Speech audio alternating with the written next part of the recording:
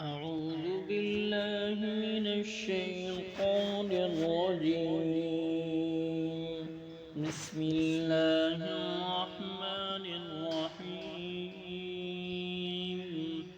الحمد لله الذي أنزل على عبده الكتاب ولم يجعل له عوجا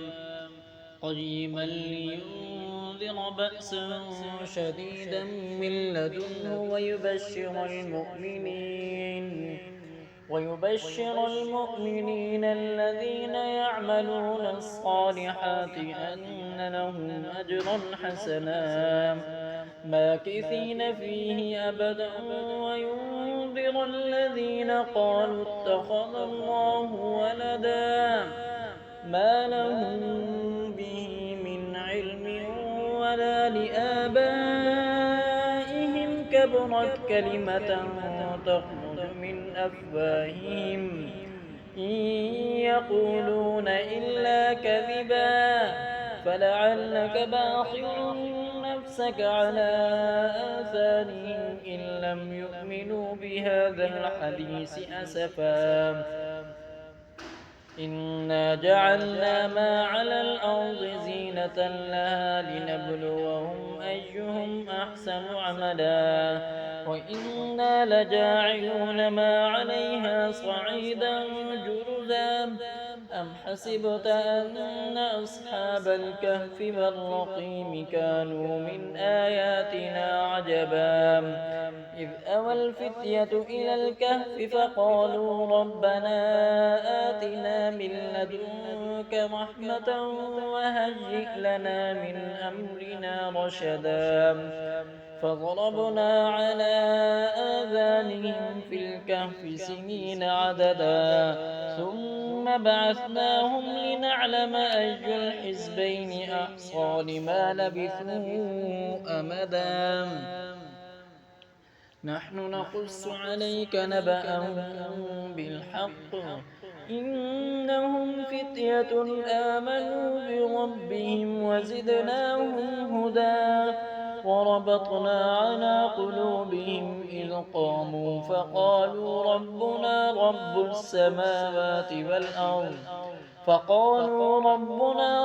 السماوات والأرض لن ندعو من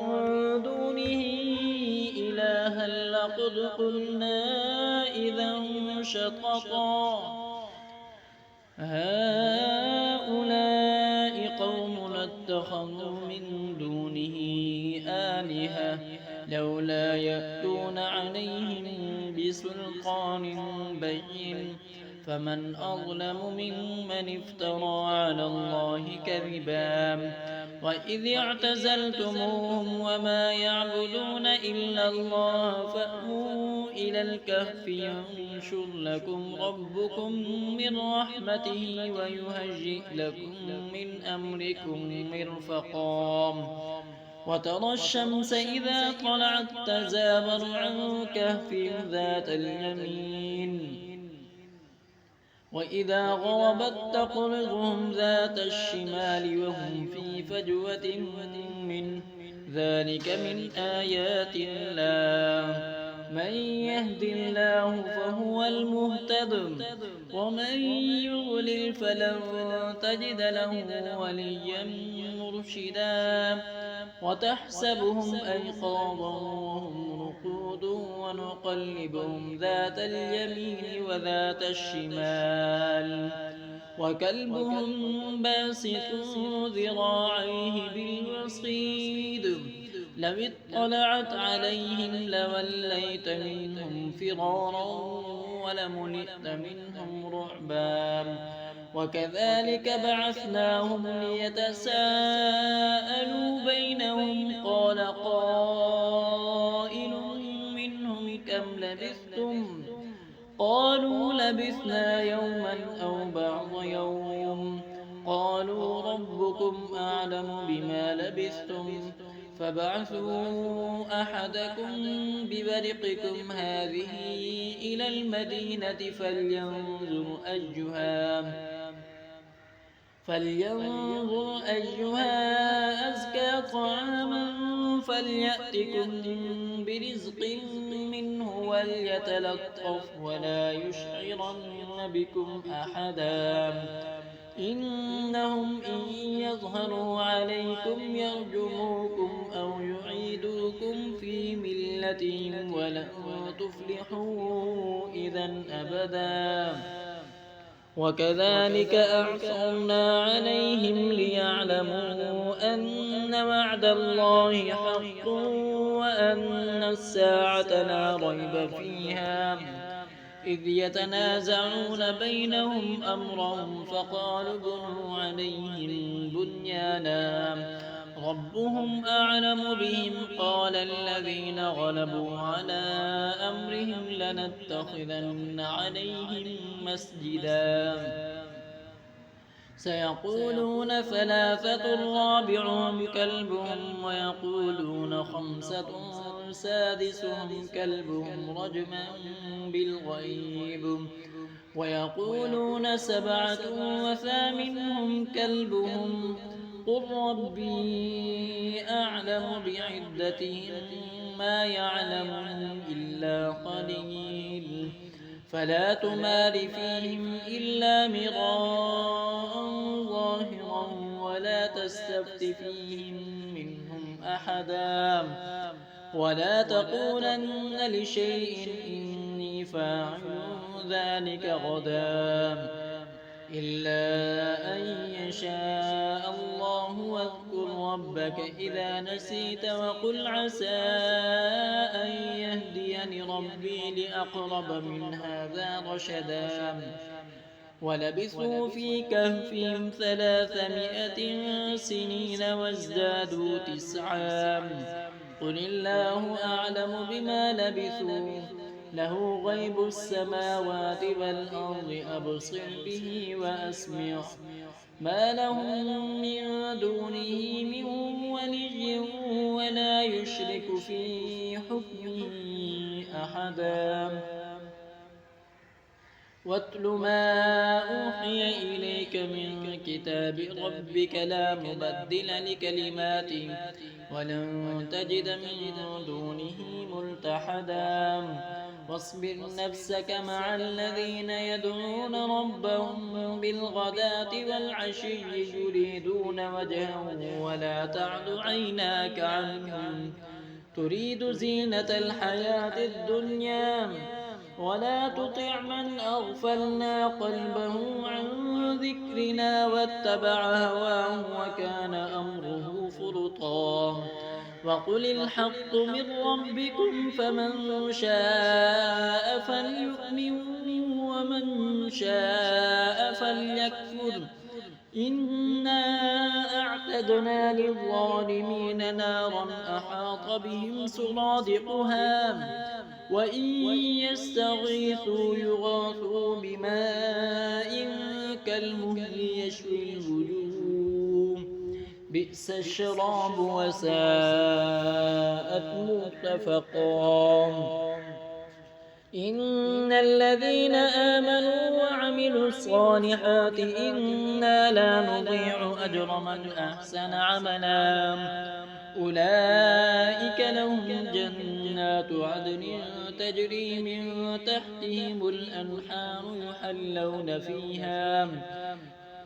تجري من تحتهم الأنهار يحلون فيها من أساور من ذهب ويلبسون ثيابا خضرا من سندس واستبرق متكئين فيها على الأرائك نعم الثواب وحسنت مرتفقا واضرب لهم مثلا الرجلين جعلنا لأحدهما جنتين من أعناب وحففناهما بنخل وجعلنا بينهما زرعا كلتا الجنتين آتت أكلها ولم تظلم منه شيئا وفجرنا خلالهما نهرا وكان له ثمر فقال لصاحبه وهو يحاوره أنا أكثر منك مالا وأعز نفرا ودخل جنته وهو ظالم لنفسه قال ما أظن أن تبيد هذه أبدا وما أظن الساعة قائمة ولئن رددت إلى ربي لأجدن خيرا منها منقلبا قال له صاحبه وهو يحاوره أكفرت بالذي خلقك من تراب ثم من نطفة ثم سواك رجلا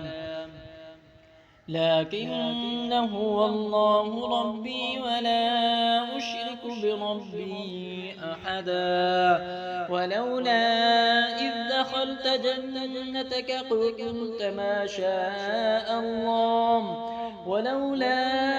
دخلت جنتك قلت ما شاء الله لا قوة إلا بالله إن ترني أنا أقل منك مالا وولدا فعسى ربي أن يؤتيني خيرا من جنتك ويرسل عليها حسبانا من السماء فتصبح صعيدا زلقا أو يصبح ماؤها غورا فلن تستطيع له طلبا وأحيط بثمره فأصبح يقلب كفيه على ما أنفق فيها وهي خاوية على عروشها ويقول يا ليتني لم أشرك بربي أحدا ولم تكن له فئة ينصرونه من دون الله وما كان منتصرا هنالك الولاية لله الحق هو خير ثوابا وخير عقبا واضرب لهم مثل الحياة الدنيا كماء إن أنزلناه من السماء فاختلط به نبات الأرض فأصبح هشيما تذروه الرياح وكان الله على كل شيء مقتدرا المال والبنون زينة الحياة الدنيا والباقيات الصالحات خير عند ربك ثوابا وخير أملا ويوم نسير الجبال وترى الأرض بارزة وحشرناهم فلم نغادر منهم أحدا وعرضوا على ربك صفا لقد جئتمونا كما خلقناكم أول مرة بل زعمتم أن لن نجعل لكم موعدا ووضع الكتاب فترى المجرمين مشفقين مما فيه ويقولون يا ويلتنا ما لهذا الكتاب لا يغادر صغيرة ولا كبيرة إلا أحصاها ووجدوا ما عملوا حاضرا ولا يظلم ربك أحدا وإذ قلنا للملائكة اسجدوا لآدم فسجدوا إلا إبليس كان من الجن ففسق عن أمر ربه أفتتخذونه وذريته أولياء من دوني وهم لكم عدو بئس للظالمين بدلا ما أشهدتهم خلق السماوات والأرض ولا خلق أنفسهم وما كنت متخذ المضلين عضدا ويوم يقول نادوا شركائي الذين زعمتم فدعوهم فلم يستجيبوا لهم وجعلنا بينهم موبقا ورأى المجرمون النار فظنوا أنهم واقعوها ولم يجدوا عنها مصرفا ولقد صرفنا في هذا القرآن للناس من كل مثل وكان الإنسان أكثر شيء جدلا وما منع الناس أن يؤمنوا إذ جاءهم الهدى ويستغفروا ربهم إلا أن تأتيهم سنة الأولين أو يأتيهم العذاب قبلا وما نرسل المرسلين إلا مبشرين ومنذرين ويجادل الذين كفروا بالباطل ليدحضوا به الحق واتخذوا آياتي وما أنذروا هزوا ومن أظلم ممن ذكر بآيات ربه فأعرض عنها ونسي ما قدمت يداه إنا جعلنا على قلوبهم أكنة أن يفقهوا وفي آذانهم وقرا وإن تدعهم إلى الهدى فلن يهتدوا إذا أبدا وربك الغفور ذو الرحمة لو يؤاخذهم بما كسبوا لعجل لهم العذاب بل لهم موعد لن يجدوا من دونه موئلا وتلك القرى أهلكناهم لما ظلموا وجعلنا لمهلكهم موعدا وإذ قال موسى لفتاه لا أبرح حتى أبلغ مجمع البحرين أو أمضي حقبا فلما بلغا مجمع بينهما نسيا حوتهما فاتخذ سبيله في البحر سربا فلما جاوزا قال لفتاه آتنا غداءنا لقد لقينا من سفرنا هذا نصبا قال أرأيت إذ أوينا إلى الصخرة فإني نسيت الحوت وما أنسانيه إلا الشيطان أن أذكره واتخذ سبيله في البحر عجبا قال ذلك ما كنا نبغي فارتدا على آثارهما قصصا فوجدا عبدا من عبادنا آتيناه رحمة من عندنا وعلمناه من لدنا علما قال له موسى هل أتبعك على أن تعلمني مما علمت رشدا قال إنك لن تستطيع معي صبرا وكيف تصبر على ما لم تحط به خبرا قال ستجدني إن شاء الله صابرا ولا أعصي لك أمرا قال فإن اتبعتني فلا تسألني عن شيء حتى أحدث لك منه ذكرا فانطلقا حتى إذا ركبا في السفينة خرقها قال أخرقتها لتغرق أهلها لقد جئت شيئا إمرا قال ألم أقل إنك لن تستطيع معي صبرا قال لا تؤاخذني بما نسيت ولا ترهقني من أمري عسرا فانطلقا حتى إذا لقيا غلاما فقتله قال أقتلت نفسا زكية بغير نفس لقد جئت شيئا نكرا قال ألم أقل لك إنك لن تستطيع معي صبرا قال لا تؤاخذني بما نسيت ولا ترهقني من أمري عسرا قال ألم أقل لك إنك لن تستطيع معي صبرا قال إن سألتك عن شيء بعدها فلا تصاحبني قد بلغت من لدني عذرا فانطلقا حتى إذا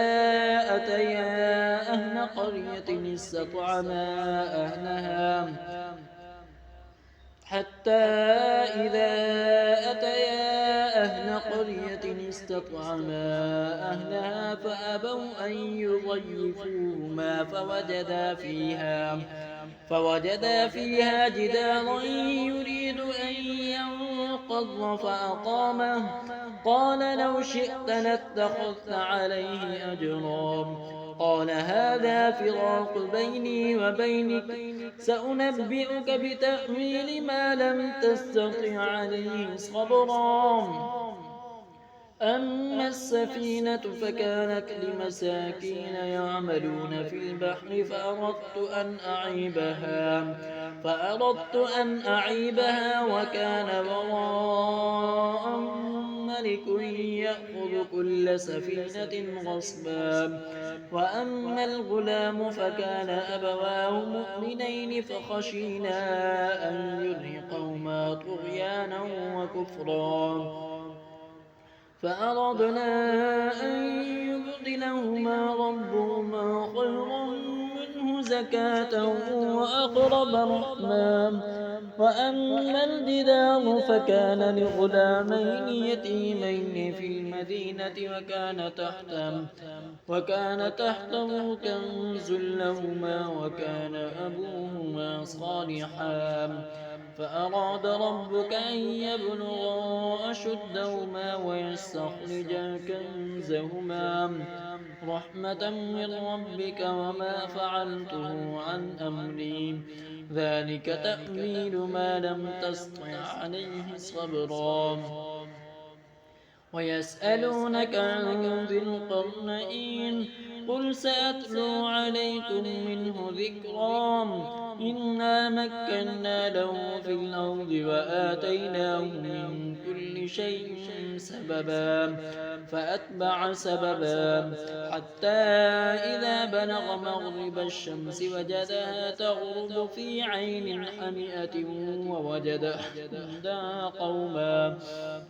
حتى إذا بلغ مغرب الشمس وجدها تغرب في عين حمئة ووجد عندها قوما قلنا يا ذا القرنين إما أن تعذب وإما أن تتخذ فيهم حسنا قال أما من ظلم فسوف نعذبه ثم يرد إلى ربه فيعذبه عذابا نكرا وأما من آمن وعمل صالحا فله جزاء الحسنى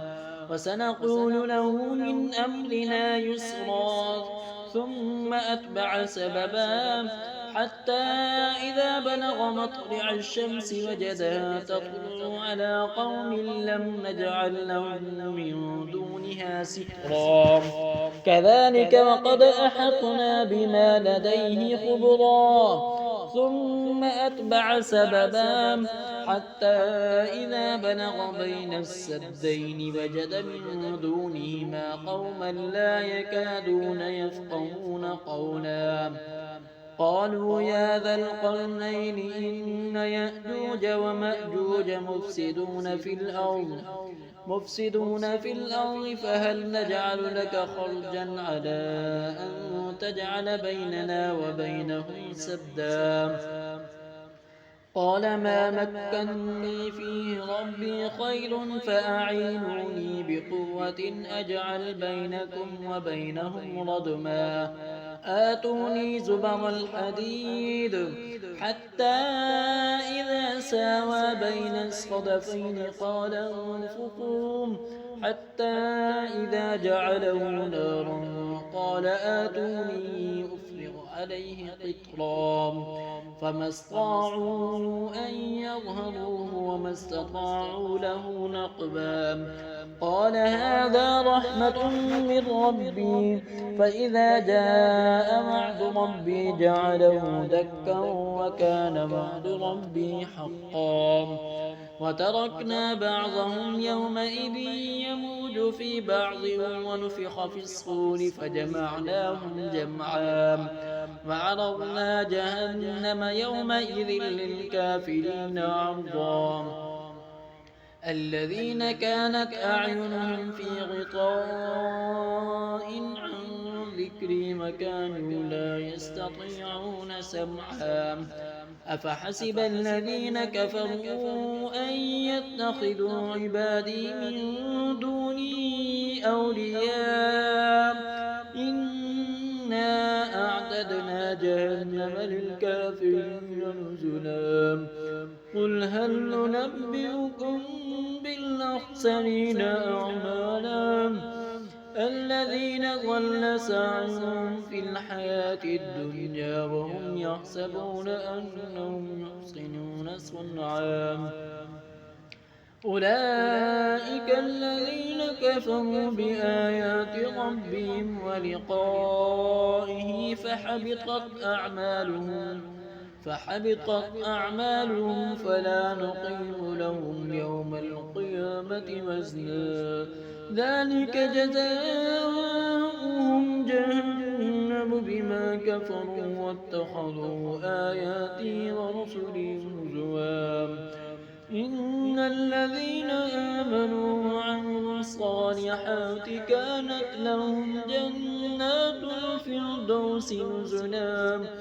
خالدين فيها لا يبغون عنها حولا قل لو كان البحر مدادا لكلمات ربي لنفد البحر قبل أن تنفد كلمات ربي ولو جئنا بمثله مددا قل إنما أنا بشر مثلكم يوحى إلي أنما إلهكم إله واحد فمن كان يرجو لقاء ربه فليعمل عملا صالحا ولا يشرك بعبادة ربه أحدا